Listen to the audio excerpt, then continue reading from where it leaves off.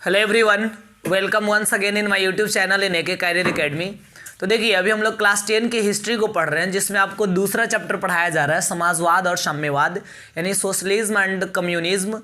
और इसमें पिछले वीडियो में हम स्टार्ट किए थे रूसी क्रांति के बारे में समझना। तो देखिए, रूस में नवंबर 1917 में क्रांति हुई थी, जिसको बोल्शेविक क्रांति के नाम से जाना जाता है। और जो क्रांति हुई थी, पिछले क्लास में हम आपको समझाए थे, वहाँ का एक राजा था उस समय 1917 ईस्वी के आसपास की बात किया जाए तो, जिसका नाम था जार निकोलस द्वितीय। और ये जो जार निकोलस द्वितीय एक बकलोल शासक था, मतलब इतना घटिया शासक था वहाँ का। इसी के कारण तो वहाँ पे मतलब रूस में क्रांति किया गया इसको गद्दी से हटाने के लिए, क्योंकि जनता इससे तंग आ गए थे, वहाँ के लोग इससे उब गए थे पूरा।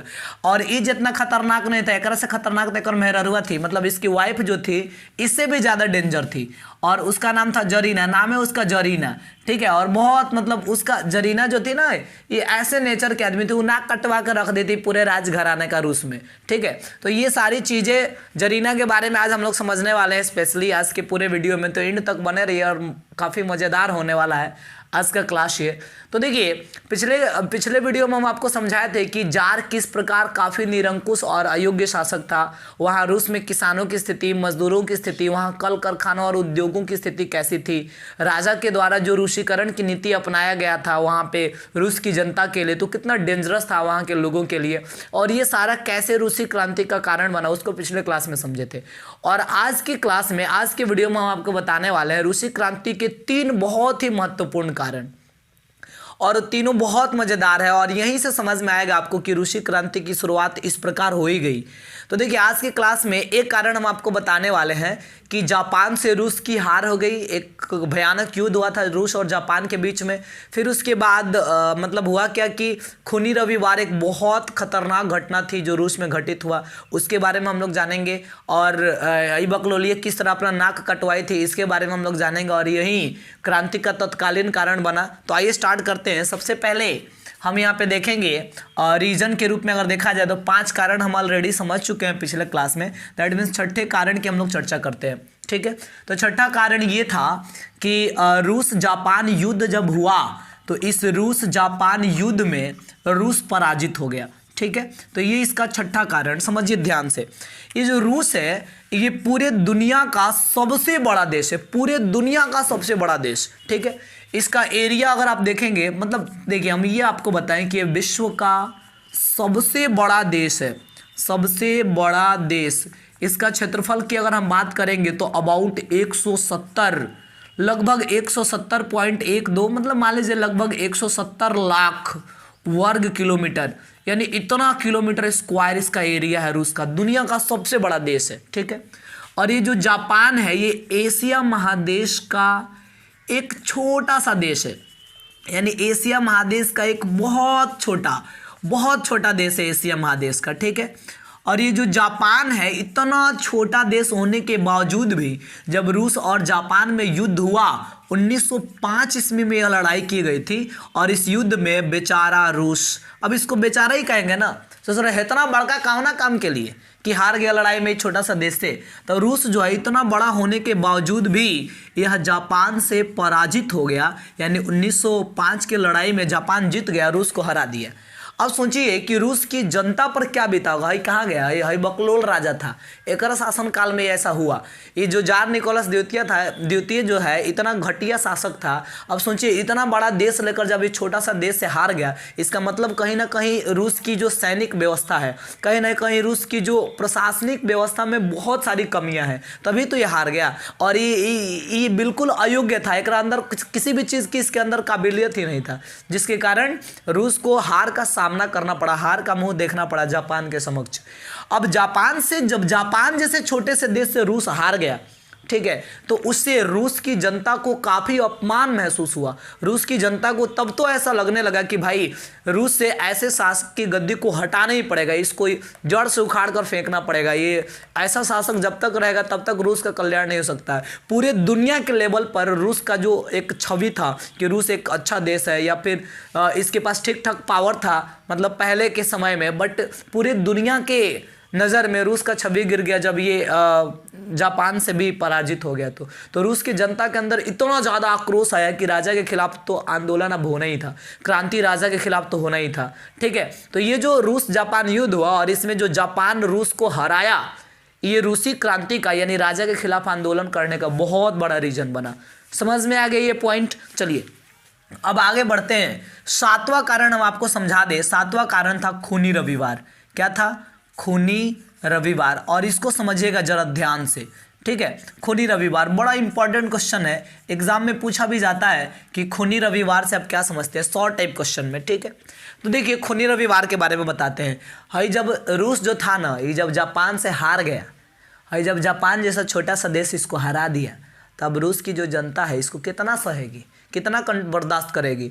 तो रूस की जनता अब राजा के खिलाफ अपना जो आक्रोश था, रूस की जनता में जो गुस्सा फूट रहा था, उसको राजा के खिलाफ जो है दिखाने की कोशिश की। और रूस की जनता क्या करी समझिए। 1905 ईस्वी की ही घटना है, रविवार का दिन था। 1905 ईस्वी की घटना है, दिन था रविवार का। रूस की जो जनता थी, ध्यान दीजिएगा, रूस की जो जनता थी ये राजा के खिलाफ एक प्रदर्शन की, यानी राजा के विरुद्ध, वहाँ जो जार निकोलस द्वितीय था उसके विरुद्ध जो है एक प्रदर्शन की, मतलब एक जुलूस निकाली। और ये जो जुलूस रूस की जनता निकाली थी, ये जो जुलूस है ये निकाला गया था, राजा का एक महल था। देखिए राजा का एक महल था सेंट पीटर्सबर्ग में। ठीक है, कहाँ था? Saint Petersburg. तो ये जो सेंट पीटर्सबर्ग है, सेंट पीटर्सबर्ग में स्थित राजा का जो महल था, इसी महल की ओर, ठीक है, सेंट पीटर्सबर्ग स्थित महल की ओर जो है रूस की जनता प्रदर्शन करते हुए, यानी मतलब जुलूस निकालते हुए, नारेबाजी करते हुए आगे बढ़ रहे थे। मतलब रूस के जो राजा थे उसके विरुद्ध आवाज़ उठाने के लिए, मतलब अपना आक्रोश दिखाने के लिए। ठीक है, तब हुआ क्या कि, और ये उसमें नारा लगा रहे थे सामान्यतः रोटी दो का, यानी रूस के राजा से ये नारा लगा रहे थे रोटी दो, रोटी दो का नारा लगाते हुए ये सेंट पीटर्सबर्ग स्थित महल की ओर बढ़ रहे थे। और इस ससुरा इतना निर्दयी था, कहाँ गया भाई, एगो तो काम का ना काज का, दुश्मन अनाज का, वही हाल था इसका। ये तो एगो किसी काम करने का था नहीं, जापान जैसे देश से रूस को हरवा दिया, और ऊपर से जब लोग इसके खिलाफ आवाज़ उठा रहे, प्रदर्शन कर रहा है, तो इसे जरा उल्टा देखिए क्या कर रहा है। अभी अपने सैनिकों को आदेश दे दिया, अपने सैनिकों को ऑर्डर दे दिया। और किस चीज़ का ऑर्डर दिया कि जितने भी प्रदर्शनकारी लोग हैं, सारे प्रदर्शनकारियों पर, यानी प्रदर्शन करने वाले रूस की जितनी भी जनता है, इन पर गोलियां बरसाने के लिए आदेश दे दिया, यानी इन पर गोलियां चलाने का जो है आदेश राजा के द्वारा दे दिया गया। अब सैनिक जो है अब बिना किसी वार्निंग दिए हुए वो इधर से रूस की जनता जुलूस निकाल के जा रही है, उधर से आके एकदम गो गोली बरसाना शुरू कर दिया सब। अब सोचिए कि उसमें जो निहत्थे लोग थे, जो केवल प्रदर्शन करने के लिए, राजा को अपना आक्रोश दिखाने के लिए जा रहे थे, उसमें मतलब गोलियां बरसाने के कारण, राजा की इस क्रूरता के कारण कितने सारे लोगों की उसमें जान चली गई। ठीक है, तो इसी घटना को खूनी रविवार के नाम से जाना जाता है, क्योंकि ये रविवार को ऐसा खूनी हमला हुआ था, इसलिए इसको खूनी रविवार कहा जाता है। ठीक है, तो अब खूनी रविवार जब घटना घटित हुआ ना, तो इसी के साथ अब तो रूस की जनता में एक इस बात का आक्रोश था, ऊपर से खूनी रविवार जैसी घटना घटित करा दिया राजा। फरियाना था तो जाकर जापान से कहीं नहीं फरिया लिया, वो बताता वो सब तुमको, जार निकोलस द्वितीय को जो निहत्था जनता है ये आक्रोश अपना दिखा रहे थे, एकदम गोली चलवा दिया। उस पर कहीं नहीं गोली चलवाया जापान पर जाकर, उससे तो जाकर पराजित हो गया। अब देखिए रूस की जनता के मन में अब इस बात के लिए आक्रोश था, इस बात के लिए उन लोग के मन में आक्रोश आ गया।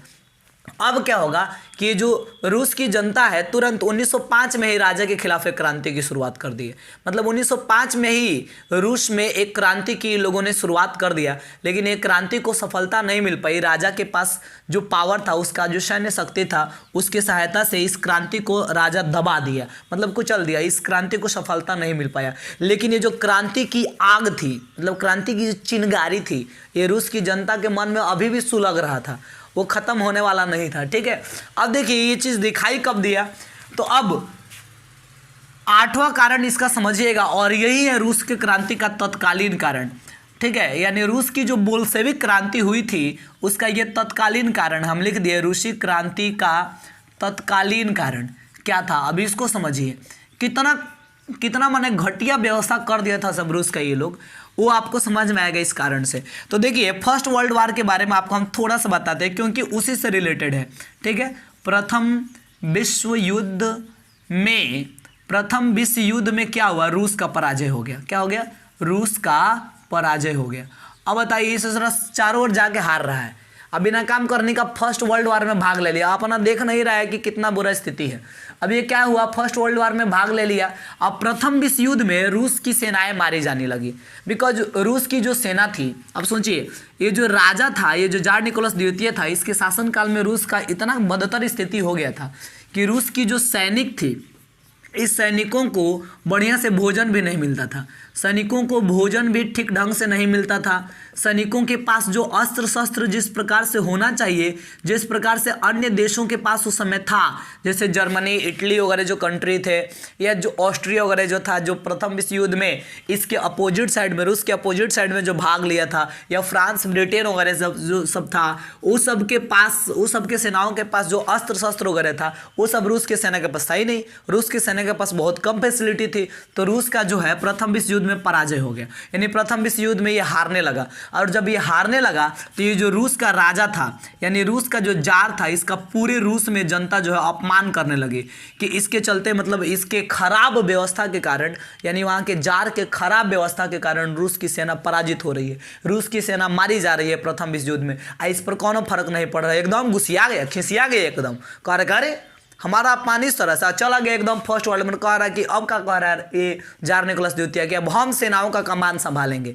और बताइए अभी ये बेचारा क्या हुआ कि जो जार निकोलस द्वितीय है, ये अब अपने सेनाओं का कमान संभालने के लिए, यानी अपने सेनाओं का नेतृत्व करने के लिए, अपने सेनाओं का कमान जो है संभालने के लिए, मतलब सेनापति के रूप में ये फर्स्ट वर्ल्ड वार में चला गया। यानी जहाँ प्रथम विश्व युद्ध हो रहा था उसमें ये शामिल हो गया अपने सेनाओं का नेतृत्व करने के लिए। इधर का हुआ कि एक मेहरवा जोन थी, क्या नाम था उसका, इसके वाइफ का जरीना नाम था, जरीना, ठीक है। ये इधर इसका नाम है जरीना और ये दूसरे कांड कर दिए। अब क्या हुआ कि जो जरीना है, अब देखिए ये क्या की, इसका एगो धर्म गुरु था, जरीना का धर्म गुरु था। तो देखिए धर्म गुरु का वैसे काम होता है कि अच्छा मार्ग पर लोगों को लेकर जाना, धार्मिक रास्तों पर लेकर जाना, संस्कृति का परिचय बढ़िया ढंग से कराना। और इस तरह दूसरे किस्म का धर्म गुरु था। जरीना का जो धर्म गुरु था, एक नाम था रास्पुटीन, ये तो और ही खचड़ा था, रास्पुटीन इसका नाम था। अब देखिए रास्पुटीन का किया, तो ये जो रास्पुटीन है, अब ये जरीना का और रास्पुटीन का, ये दोनों का चक्कर चलता था पहले, ठीक है। अब ये राजा क्या करेगा बेचारा, अब ये राजा सब चीज़ कैसे पता चलाएगा। अब जैसे ही गया उधर प्रथम विश्व युद्ध में सेनाओं का कमाल संभालने के लिए, तब तक ये दोनों को षड्यंत्र रचने का मौका मिल गया। अब जब इस बात की, इस घटना की जानकारी जब पूरे रूस को हुआ, तब पूरे रूस की जनता तो अब सोची कि भाई ये राजशाही शासन एकदम खत्म हो गया है। अब सोचिए राजा गया उधर, रानी गई इधर। अब ये इतनी खतरनाक घटना घटित हुआ कि अब पूरे रूस का जो है अपमान होने लगा, बिकॉज ये रूस के, अब सोचिए रूस में किसी सामान्य जनता के साथ ऐसा नहीं हो रहा है, ये रूस के महाराजा की औरत है, ठीक है, उसकी वाइफ, और वो जब इतना घटिया काम करेगी तो इसका पूरे रूस पर क्या प्रभाव पड़ेगा, ठीक है। तो इस बात का पूरे रूस के लोगों में बहुत ज़्यादा आक्रोश आया, और तब तो अब रूस के लोगों से अब ये सहाने वाला नहीं था। अब सोचिए कैसे रूस के लोग कंट्रोल करेगा, जापान से हार गई, इधर खूनी रविवार राजा के द्वारा कराएगा, फर्स्ट वर्ल्ड वार में रूस की कितनी सारी सेनाएं मारी गई, उधर वो चला गया फर्स्ट वर्ल्ड वार में सेना का कमान संभालने, तो जरीना के चलते जो और रास्पुटिन के चलते जो रूस का अपमान हुआ, ये सारी चीज़ें रूस की जनता कब तक बर्दाश्त करती। तो फाइनली आखिरकार हुआ क्या, नवंबर 1917 ईस्वी तक जाते जाते फ्रांस में रूस में बोल्शेविक क्रांति की शुरुआत आखिरकार हो ही गई। यानी रूस में अगर देखा जाए तो बोल्शेविक क्रांति की जो शुरुआत है ये नवंबर 1917 ईस्वी में हो गई, और इसके बोल्शेविक क्रांति का नेतृत्व करने वाला एक व्यक्ति मिला जिसका नाम था लेनिन, और इसके नेतृत्व में बोल्शेविक क्रांति की शुरुआत हुई। लेनिन का ही पूरा नाम था व्लादिमीर इवानोविच लेनिन, ठीक है। अब लेनिन के नेतृत्व में किस प्रकार बोल्शेविक क्रांति किया गया, बोल्शेविक क्रांति को किस प्रकार सफलता मिली, और बोल्शेविक क्रांति किए जाने का क्या प्रभाव पड़ा, इसको हम अगले वीडियो में समझाएंगे। इस वीडियो के लिए बस इतना ही।